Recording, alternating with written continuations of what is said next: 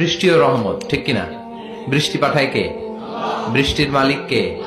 বিশ্বনবী আকাশে মেঘ দেখলে বলতেন আল্লাহুম্মা সাইয়্যিবান নাফিআন, হে আল্লাহ তুমি ভালো বৃষ্টি দাও। কেননা এই বৃষ্টি দিয়েও আল্লাহ অনেক জাতিকে ধ্বংস করেছে। বৃষ্টি দিয়ে মানে অতিবৃষ্টি দিয়ে আল্লাহ বন্যা দিয়ে গোটা দুনিয়াটাকে ভাসিয়ে দিতে পারে কি পারে না? এজন্য মেঘ দেখলে এত আনন্দিত হয়ে না, বৃষ্টি দেখলে অনেকে গান বাজায়, আছে না নাই? এই বৃষ্টি ভেজা রাতে তুমি চলে যেও না, গান গায় না? না, আপনি আল্লাহর কাছে দোয়া করবেন আল্লাহুম্মা সাইয়্যিবান নাফিআন, আল্লাহ তুমি বরকতের বৃষ্টি দাও। আল্লাহুম্মা গাইসান মুগীসান মারিআন মুরিআন নাফিআন গায়রা দার।